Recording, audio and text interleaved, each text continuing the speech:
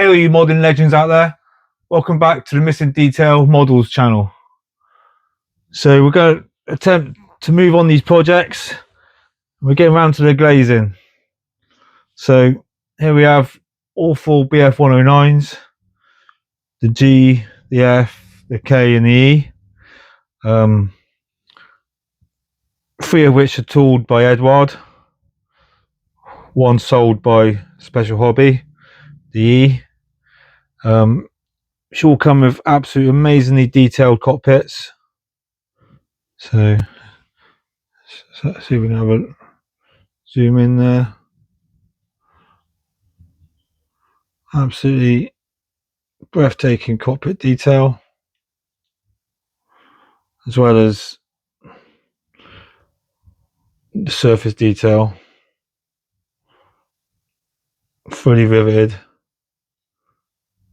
Now we will be getting around to putting those details onto the K, which is by AZ Models. So stick around, there'll be a video in the near future, me riveting this airframe, which sounds daunting, but after I attempted it a few times, I find it quite easy and actually quite fun. Okay, so the issue we have starting off with these canopies, like I showed you, they're absolutely lovely. And here's a canopy I've just sat on top. Lovely clear parts from the Edward tool. In fact, it gives you, in the dual boxing, the dual combo, we have, I think I counted 7 canopies. So different versions. That would be for the F and the K. I don't think there's an Erler. Oh yeah, there's also got the Erler canopy, the more slipstreamed one. So to my money, these are the best, not just the best 1/72 kits, not even the best BF109 kits. These to me that I've seen are the best kits on the market of any scale, of any type. They're absolutely packed full of detail. Now where my issue stands is when we look at this canopy part. Yeah, when we look at that, why does it need to be so thick? It's so massively out of scale. Even on this model, there's the thickness of the plastic here, there's a step in it. Why can't it just be as thick as that step? They can mold it there. So if you're going to show off all this lovely detail, you're stuck with this whopping great wedge of clear plastic showing. Even if you paint that, they're so massively going to look over scale. Maybe we can, here's one I try to mock up.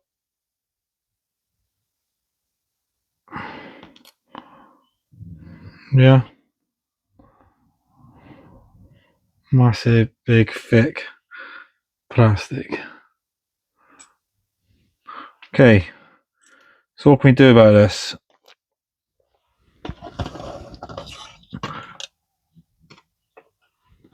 Let's put these to one side. What we can do about it, so we can collect these bad boys. Falcon Clearback canopies from New Zealand. I think these have been around a long time because most of the kits they're intended for are quite old hat now. But the beauty of it is they've gone out of their way to create a canopy that's as accurate as possible.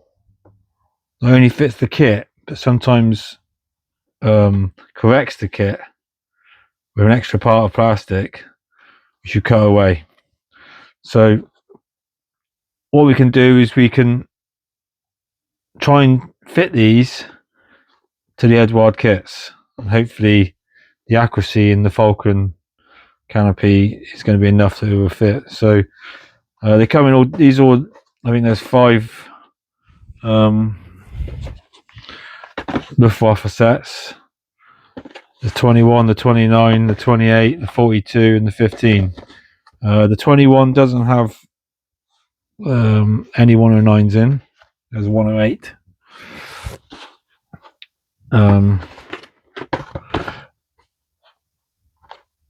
The 28 has an F, 2 Fs, and 2 Gs. So this is ideal for what we're doing. The 42 has an E1 and E3 for the Tamiya kit. Hopefully the accuracy of the Tamiya kit is similar to the accuracy that Edward achieved with the special hobby release. It also has an E4 and an E7, so they're useful. And this one has we've done that one. So this one has 2 Gs and the later Gs earlier canopies in this one. And this one has a B, so an early B. So the F and the G, it's a G canopy I want to try and cut out here. So that's the E.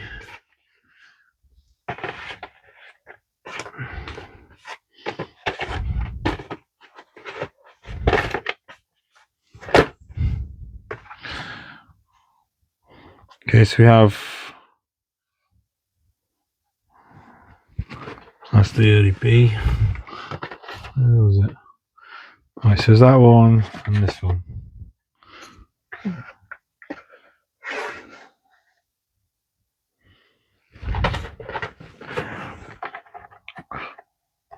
So now you can pick these up. I think they're still for sale new, but I'm not sure if they're still in production. But you can pick these up for between £15 new and £1 I paid for that one. Sometimes read on the box, take out the box, check there might be 1 or 2 missing. But even if there's 1 or 2 missing, I still buy them because I've been collecting these. I now have multiples, 2 or 3 of each. So you know, I can enhance any older kits with these canopies. And like I've shown you, even the top end kits at the time don't give you a clear vacform canopy, which is super thin. So I've got an example here.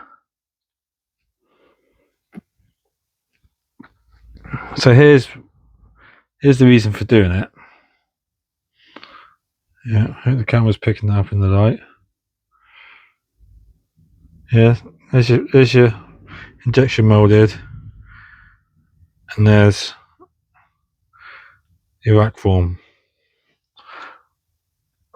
That's a noticeable difference. So old school instructions, a lot of text telling you what it is. So in this kit, we've got the G, which is what we're after. The suggested kit is the Hasegawa, or the header. No modifications are necessary if using the Hasegawa kit. If using the header kit, carefully trim away areas shown, shaded on the drawing. Suggested references. So and then you get a drawing on the back. So possibly here. Okay, so on the header kit, it says to cut out the piece there. So what I just want to check. So it's Hasegawa and header, and here we also have G's.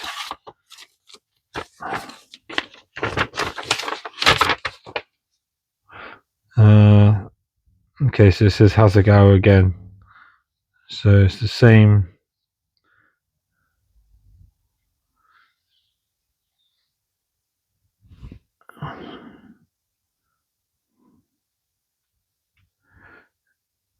Okay.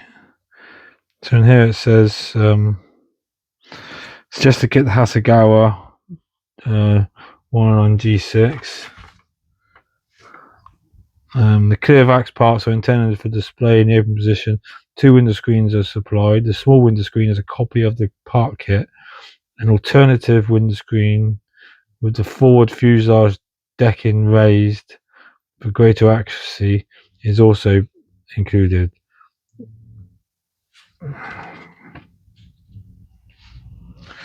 So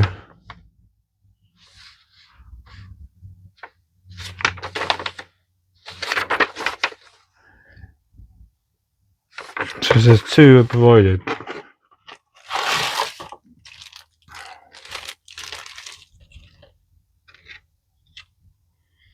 Okay, so that's what I mean. So here we have 2 front window screens. These are individual pieces. At the front, there's one there and there's one here. This one has the front part, the gun bay cover molded on. So that's actually quite good. That will give you a lovely, nice, clean fit. Now I'm not sure if I'll be able to cut that off now I've mounted it on.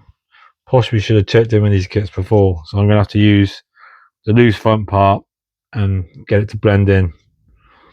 Okay, so first task, just a pair of scissors.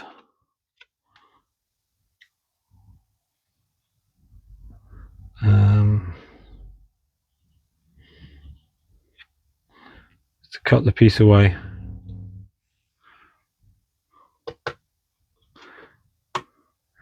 Try not to go too close to the other parts because we don't want to distort anything.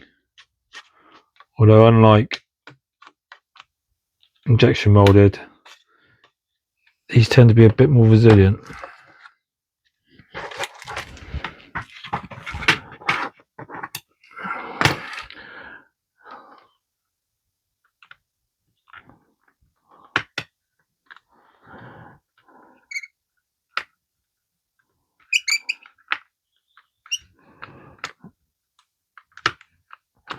Now it's probably about 3.3 or 0.4 of a mil thick, this plastic, but the nature of the molding being vacform, it's basically stretched, so when you're cutting it you've got to be very careful you don't stick the knife straight through.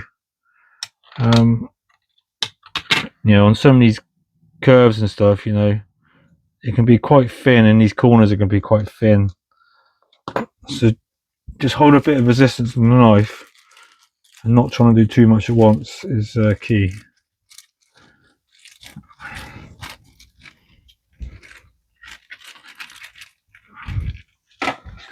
Okay, so we can, it's actually quite a nice strong structure, so what I might do is just the first, before we trim it down,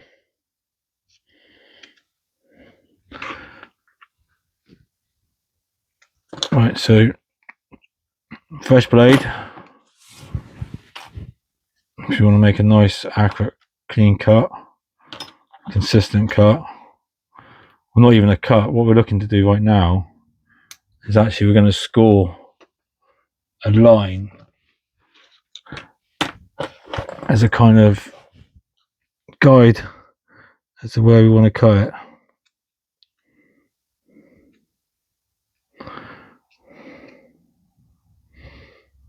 Okay, so what I'm looking for is where the edge of the mold is.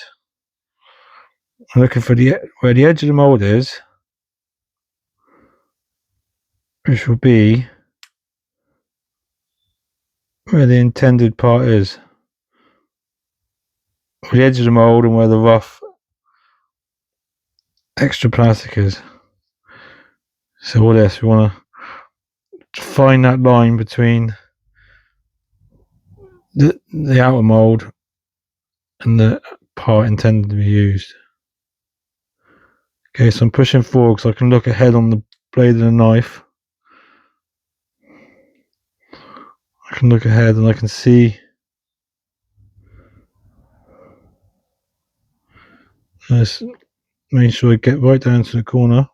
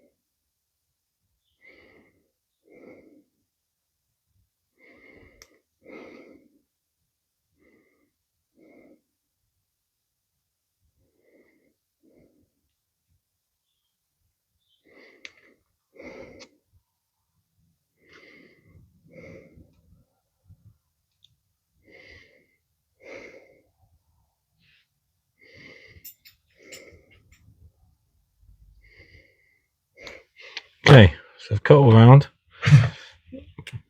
Now I get a non-permanent felt tip.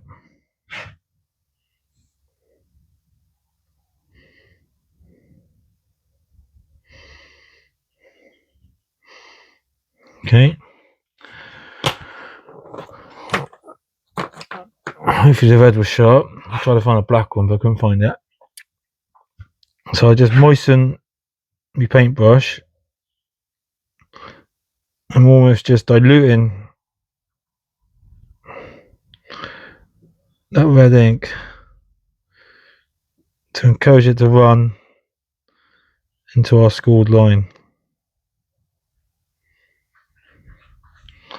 Okay, and a little wipe off should remove. To be fair, handling is going to remove the excess as well. Remember, this is non-permanent, so yeah, it's pink now, but I can just a wipe off will clean it up. But what we should be left with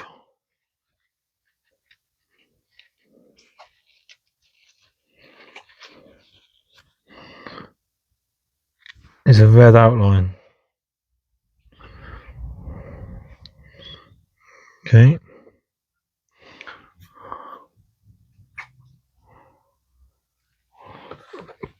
So what's the nice and sharp? Hopefully on camera.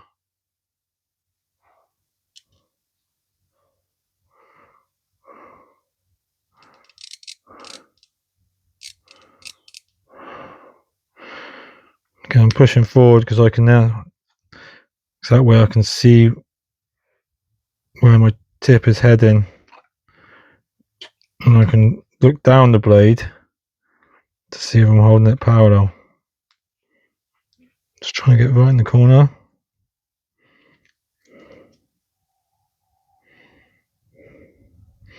Okay, using the light, turn the light, and just looking for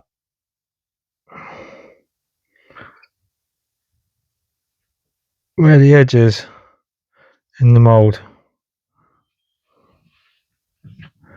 i.e. where the part starts and begins.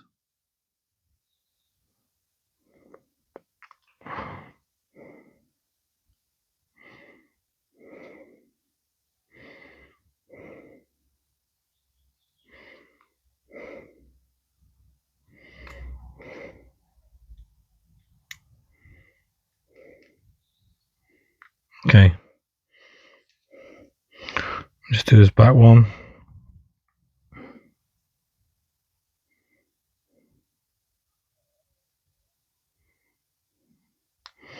You might find sometimes the knife goes, when you get into the corner like that, the knife just goes straight through it because they tend to be quite thin in the cornered parts.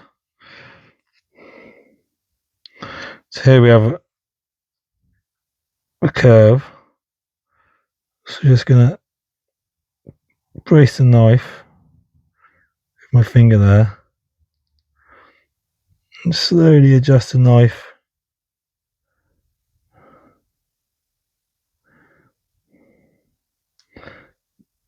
If in doubt, be a bit proud of it.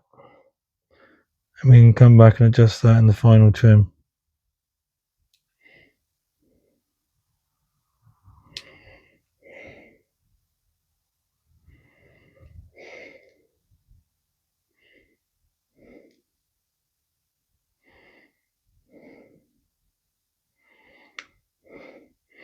And hold resistance on the knife there, because we don't want it going through your finger.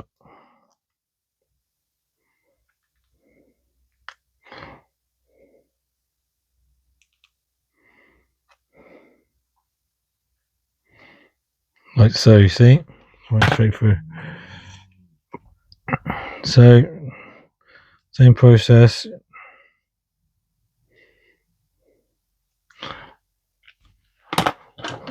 Little felt tip. Thin it up a little bit, will just help it capillary through that scored line.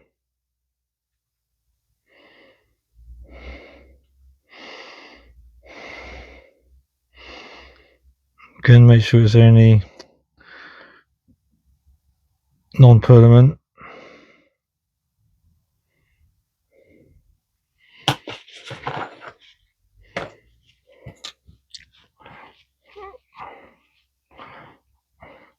And be sure in the future to clean this paintbrush, because you don't want those sort of inks anywhere near surface, finished surface on a model, because you never get it off. Once it's a painted surface, it will just leach through everything. Okay, we just rub the excess off again. And hopefully what we can see is a red outline scored into it.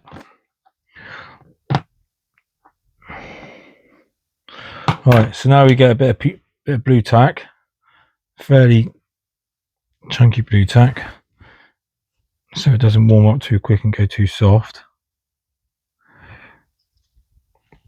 Okay, you want to stick it inside to firm it up. And now what we do is repeatedly score down that red line.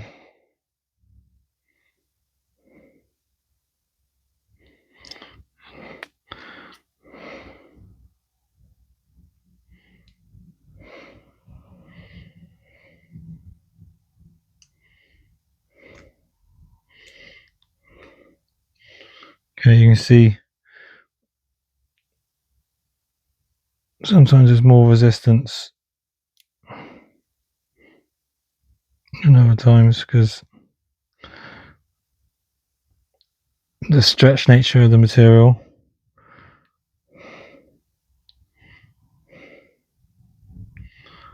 Okay, hopefully it's on the camera.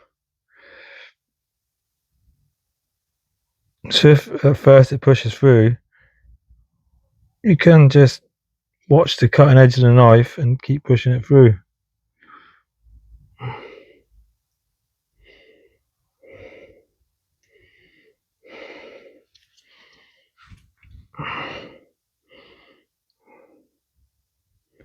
Okay, then over the top. See, with that red guide line, or that guide score we put in, it's taking out the pressure of having to look constantly. Now we can just concentrate on the cutting.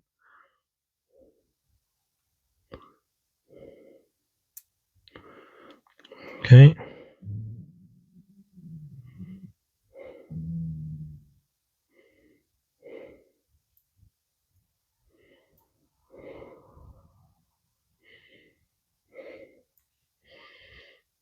So that should be both sides.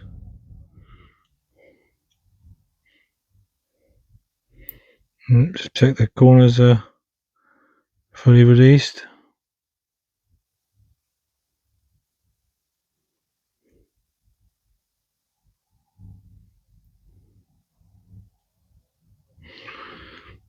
and he should just come out. So just being careful not to mar the panes, the clear part panes. What you can do is just with the blunt end to try and push it out.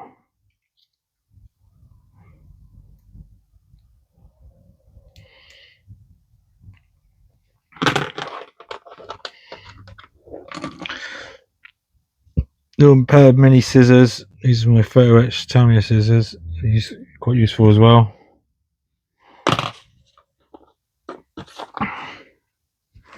Right, so now throwing the part out where it hasn't quite. I think it just kind of cut through that bit a bit too easy. Okay, so it just needs a little trim up. I'm just going to hold it on something.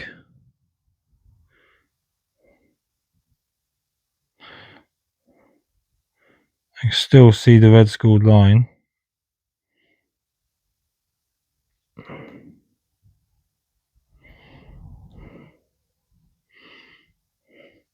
Okay, so I'm trying to do this in the air so you can see it.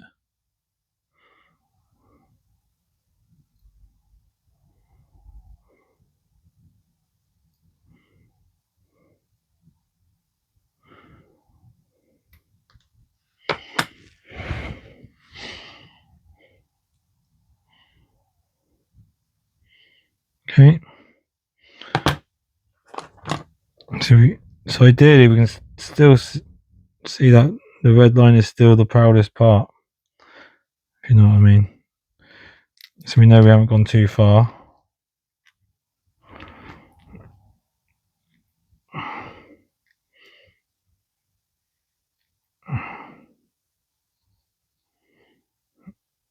And I'm just going to sand one way here because if I wiggle the part about, it's going to deform these corners.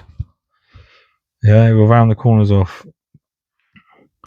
So I just want to do some gentle one-way passes.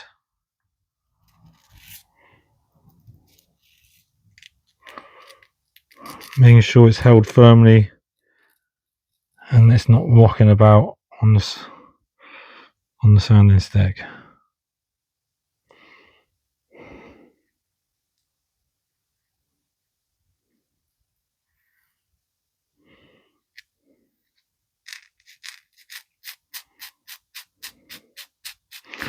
And this is probably 400 grit, so it will move material quite quickly. But what we don't want is we don't want to be marring the surface, so slow and steady.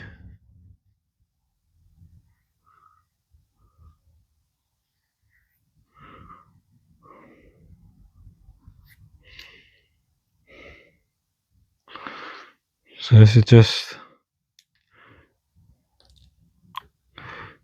a steady initial sanding just to attempt to dry fit. Right, let's try that. So the G, that's the G.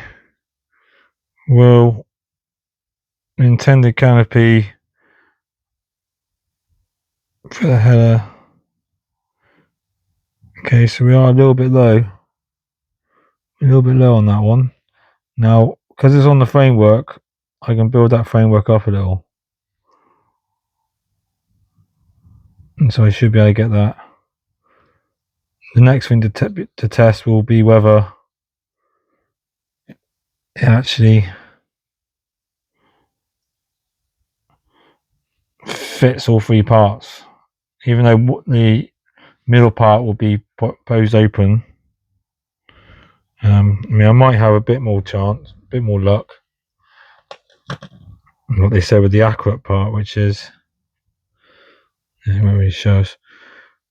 But this part here, if I cut this straight at the front and use all this piece in here, I might stand up a bit taller. So cutting that one out might be the one. So if I just jump onto, but you know, the one we just cut out, probably the hardest thing to do is to get the width, and he is bob on. Yeah, and then we can see the difference in the thickness of the plastic is a massive improvement. Okay, so just have a little look here, and these are the 3 parts of an F I cut out before. Here's the F. Haven't actually they've only had an initial sand, just to, you know, this one's actually even, he's actually still quite square. I haven't really rounded these edges off. You still see the red, so I know I've still got material to move. Obviously, if I decided to keep the material, I could try and smooth it off and just wash that red pigment out.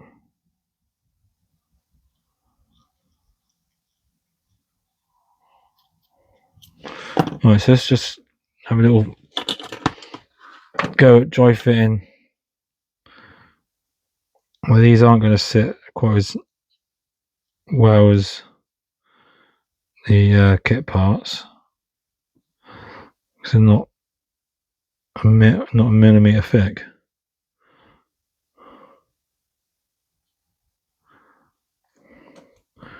Right, so what I'm looking for here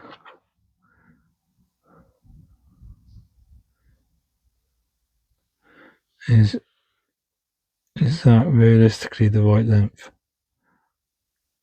And I think with correct amount of trimming, we're looking at about, yeah, that's going to work.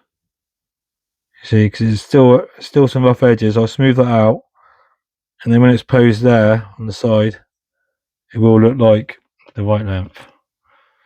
So success. We have new canopies for our, and like I said, I'm going to, that adjustment that G needs, I can get that from cutting this piece out, because it says this is more accurate. So I'll just cut straight across there and retain all this piece and adjust it till it fits in there properly. So there we go. That's how I go about cutting out rack form canopies.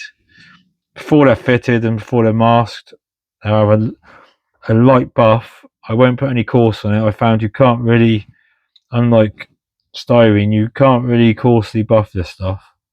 So just with a tiny bit of polish, or maybe even just a rag, just a clean rag, just give it a little shine up,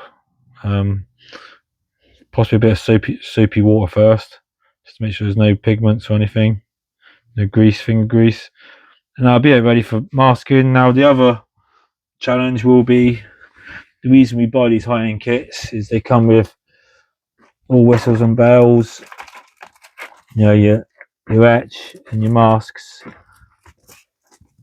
So the next challenge will be